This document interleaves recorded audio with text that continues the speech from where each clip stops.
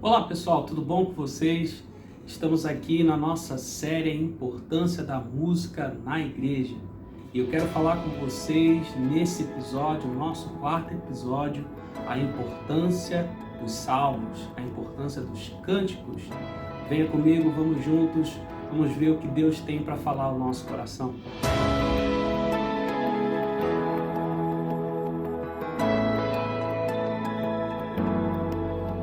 Muito bem, pessoal, aqui no livro de Salmos, no capítulo 33, eu quero começar a nossa conversa nesse texto e eu quero que você acompanhe, pegue a sua Bíblia também para estudá-la comigo e vamos juntos ver o que Deus tem para falar conosco.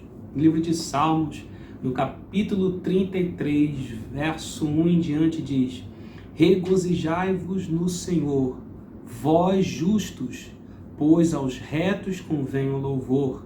Louvai o Senhor com harpa, cantai a Ele com saltério e um instrumento de 10 cordas. Vamos parar por aqui, porque aqui é a nossa chave para a gente entender a importância do instrumento dos salmos, dos cânticos na igreja. Eu até separei aqui um violão e ele vai me servir de exemplo para a gente poder falar da origem dos salmos. Você sabia que essa palavra que nós lemos aqui, saltério, ela originou a palavra salmos? A palavra salmos é latim e o saltério é um instrumento muito utilizado. O saltério é um instrumento milenar e essa palavra saltério ela foi traduzida pelos gregos. E essa palavra denomina um instrumento mesmo como esse, um instrumento de cordas, que é muito utilizado no Oriente Médio. Claro que não é um violão como esse, eu estou pegando esse violão como exemplo, mas é um instrumento de cordas que eles tocam como se fosse um violão, tem um som muito parecido também com o violino. Então eles usam esse instrumento e nesse instrumento eles declamam suas poesias. E os salmos nada mais é do que poesias declamadas ou cantadas para que as pessoas possam compreender mais aquele espírito, aquele sentimento do autor. Bom, e aqui no livro de Salmos, capítulo 33, ele fala que nós devemos regozijar no Senhor, louvar a Ele com harpa, cantar a Ele com saltério. Olha a importância do instrumento na igreja. Olha a importância de se ter equipamentos que possam trazer uma adoração, um louvor dentro da igreja. É muito importante nós termos instrumentistas na igreja. Nós falamos nos episódios anteriores sobre, ainda mais no episódio 3, que nós falamos de um rapaz, de uma pessoa que foi convidada para que tocasse antes do profeta anunciar a profecia do Senhor antes da guerra. Então você vê a importância de um instrumentista. E por que um instrumentista? Porque o instrumento na igreja, bom, a música sendo tocada na igreja, o instrumento sendo tocado, nos ajuda a entender mais aquela palavra, nos ajuda a entender mais aquilo que vai ser anunciado em forma de canção. E todo o conjunto de salmos, ele é um conjunto de canções. É um conjunto como se nós conhecemos hoje em dia os hinários, não é verdade? E os salmos, eles ajudavam as pessoas no tempo antigo a compreenderem mais a palavra do Senhor, compreenderem mais o intento do Senhor e até mesmo as suas próprias angústias, as suas próprias lutas.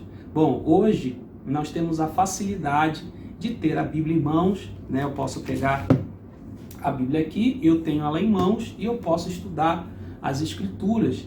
Mas na antiguidade as pessoas elas não tinham exemplares da Bíblia, elas não tinham condição de ter o papiro, nas suas casas, até porque o papel na época ele era caríssimo, muito caro. E para escrever também, aprender a escrita também era muito complicado. Então, o que acontecia na antiguidade? Os escritores, os escribas, os cantores, eles declamavam essas poesias para o povo. E o povo repetia. Eu quero te dar um exemplo aqui no livro de Salmos, no capítulo 51, Salmo de Davi, e ele diz assim, ó: tem misericórdia de mim, ó Deus, por teu amor. Preste atenção nessa primeira frase. Tem misericórdia de mim, ó Deus, por teu amor. Na segunda frase ele diz: por tua grande compaixão apaga as minhas transgressões. Perceba uma coisa aqui interessante. Ele diz: tem misericórdia de mim. E logo na segunda frase ele: por tua grande compaixão. O que isso quer dizer? Davi, ele diz: tem misericórdia de mim. E ele declama isso novamente, repetindo, são sinônimos. Por tua grande compaixão. Isso ajudava as pessoas a entenderem um pouco mais aquilo que estava sendo empregado. Vou dar um outro exemplo aqui no livro de Salmos, no capítulo 50. Fala, Senhor, o Deus Supremo, convoca toda a terra do nascente ao poente. Preste atenção numa coisa. Um instrutor ou mestre de música ou aquele que está à frente, ele declamava: fala o Senhor, o Deus Supremo. E toda a igreja logo em seguida dizendo: convoca toda a terra do nascente ao poente. No verso 2 ele diz: desde Sião, perfeita em beleza, Deus resplandece. E aí o povo declarava: o nosso Deus vem. O que eu estou querendo dizer com isso? As canções na antiguidade, elas ajudavam as pessoas a conhecerem um pouco mais de Deus. Isso era tão fácil de memorizar e era tão fácil de passar de pai para filho, porque era em forma de canção.